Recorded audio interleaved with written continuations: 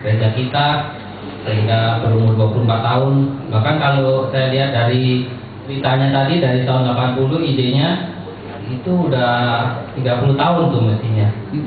Dari ide pertama kali bapak-bapak kita yang mempunyai visi untuk melayani Tuhan, mewakili jemaat di sini, Rohaniwan dan Badan Pengurus, saya ingin mengucapkan selamat dari ulang tahun untuk gereja kita. Mari kita berikan aplaus dulu untuk gereja kita. Saya sungguh bersyukur melihat di sini banyak sekali Bapak Ibu yang sungguh setia. Contohnya seperti Pak Dadang nih, Pak Dadang dari mulai anaknya kecil ya Pak ya, kecil sampai sekarang udah punya cucu.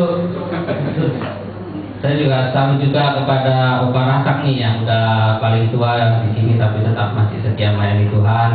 Masih banyak lagi Oma Leni juga dan yang lain-lain yang tidak bisa saya sebutkan di sini. Sungguh bersyukur biarlah kita boleh tetap setia melayani Tuhan. Bahkan tadi di pujian tadi Pak Ferdi Pong bilang kita ada Josh Groban sama Mary Carey ya. Dan ibu-ibu selebritis dari ini Kelapa Gading nih. Ya saya ingin sedikit bercerita. Beberapa ratus tahun yang lalu di negeri Tiongkok mungkin Bapak Ibu ada yang sudah pernah mendengar cerita ini ya. Ada seorang rahib dan didirikan sebuah kuil yang baru ya, rahib dan kuil yang baru. Nah, rahib ini punya seekor kucing dia.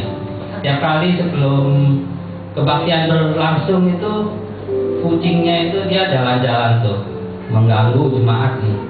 Dan akhirnya supaya kucing itu tidak mengganggu jemaat, kucing itu diikatlah di belakang mimbar oleh sang rahib. Nah, terus jadi setiap kali rahib itu berkhotbah dia ikat itu kucing di belakang mimbar. Tahun berganti tahun terus sampai rahib itu meninggal, diganti oleh rahib yang lain. Kucing ini pun juga meninggal, diganti dengan kucing yang lain. Setiap kali ada kebaktian, rahib ini kucing itu diikat di belakang mimbar. Sampai suatu saat ada jemaat yang baru datang, jemaat muda, dia menanyakan hal itu. Bapak, kenapa itu setiap kali ada itu kucing diikat di belakang mimbar? Terus rahib yang baru ini yang masih muda dia menjawab, saya juga tidak tahu karena setiap kali memang kucing itu sejak dari dahulu itu diikat di belakang mimbar. Nah mungkin Bapak Ibu tahu alasan kenapa itu kucing diikat di belakang mimbar. Alasannya kan karena kucing itu mengganggu kebaktian. Nah kita di sini seringkali kita datang ke gereja, kita seringkali tidak tahu tujuan dan alasan kita datang ke gereja. Apakah kita datang ke sini, apa kita harus datang ke sini, ataukah kita mau untuk datang ke sini? Ada perbedaan yang cukup jauh ya antara harus dan mau.